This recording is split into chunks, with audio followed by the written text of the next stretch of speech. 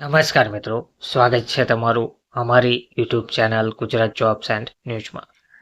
મિત્રો, મધ્યાહન ભોજન યોજના સેન્ટ્રલાઇઝ્ડ કિચન યોજના માટે સરકારે મહત્વની જાહેરાત કરી છે.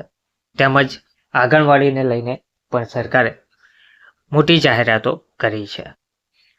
ટૂંકમાં મહિલા અને બાળ વિકાસ વિભાગ દ્વારા અને સેન્ટ્રલાઇઝ્ડ કિચન યોજના માટે બજેટમાં 551 કરોડની મોટી જાહેરાત કરવામાં આવી છે.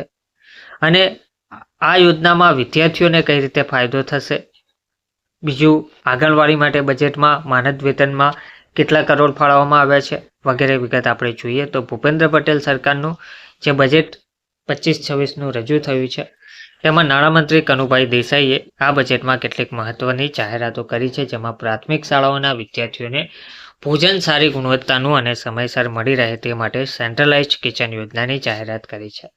આ માટે નાણામંત્રીએ 551 કરોડ રૂપિયાની જોગવાઈ કરી છે. નાણામંત્રી કનુભાઈ દેસાઈએ 3,70,250 કરોડનું બજેટ રજૂ કર્યું હતું. આ નાણામંત્રીનું ચોથું બજેટ અને પેપરલેસ બજેટ છે. આજે વિધાનસભા ગૃહમાં નાણામંત્રી કનુ દેસાઈએ વિકસિત ભારત 2047ને ધ્યાનમાં રાખીને જ્ઞાન થીમ પર પોતાનું બજેટ રજૂ કર્યું છે અને પોતાના ચોથા અને પેપરલેસ બજેટમાં રાજ્યમાં પ્રાથમિક શાળાઓના વિદ્યાર્થીઓ માટે પણ મોટી જાહેરાત કરી છે. તો વિદ્યાર્થીઓને પૌષ્ટિક, આરોગ્યપ્રદ અને સ્વાદિષ્ટ ભોજન આપવા માટે રાજ્યના 72 તાલુકાઓમાં સ્વૈચ્છિક સંસ્થાઓની મદદથી સેન્ટ્રલાઇઝ્ડ કિચન વ્યવસ્થા ઊભી કરવામાં આવશે. આ માટે 551 કરોડની જોગવાઈ કરી છે. નાણામંત્રી કનુ દેસાઈએ 3,70,250 કરોડનું બજેટ રજૂ કર્યું છે. આ બજેટમાં 10 મોટી જાહેરાત કરવામાં આવી છે, જેમાં મંત્રી કનુભાઈ દેસાઈએ બજેટમાં જે અન્ય જાહેરાતો કરી છે, જે 10 મોટી જાહેરાતો છે તેમાં સખી સાહસ યોજનાની જાહેરાત કરી છે, જેમાં મહિલાઓના આત્મનિર્ભરતા માટે 100 કરોડની જોગવાઈ કરવામાં આવી છે. અંબાજી મંદિરના વિકાસ માટે 180 કરોડની જોગવાઈ કરી છે. પ્રધાનમંત્રી ગરીબ કલ્યાણ અન્ન યોજના માટે ગત વર્ષ કરતાં 21% વધારો કરાયો છે. આ વર્ષના બજેટમાં 82 કરોડની જોગવાઈ જાહેર કરવામાં આવી છે. મુખ્યમંત્રી પૌષ્ટિક અલ્પાહાર યોજના માટે 617 કરોડની જોગવાઈ કરવામાં આવી છે.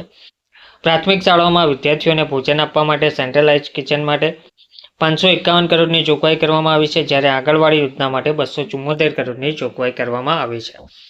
આ ઉપરાંત બિરસા મુંડાની 155મી જન્મ જયંતિ જનજાતીય ગૌરવ વર્ષ માટે 1100 કરોડની જોગવાઈ કરવામાં આવી છે.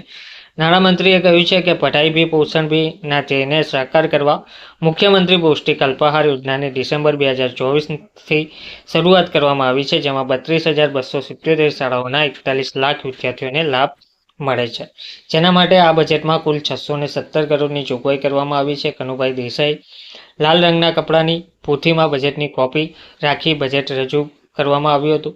લાલ રંગના કપડા પર ગુજરાતની વિવિધ સંસ્કૃતિ પ્રદર્શિત કરાઈ હતી. આદિવાસી વરલી પેઇન્ટિંગ, લાલ પોથી પર ગોલ્ડન રંગના ખાટલી ભરતથી આ સમગ્ર ચિહ્નો ઉપસાવવામાં આવ્યા છે. ગુજરાતની ઓળખ સમાન કચ્છી ભરતકામ, હસ્તકલા, ખેડૂત અને પશુપાલન, જંગલ અને મહિલાઓ માટે બજેટમાં વિશેષ ધ્યાન રાખવામાં આવ્યું છે. વર્ષ 2024-25ના ખર્ચના પૂરક પત્રક રજૂ કરવામાં આવ્યું છે.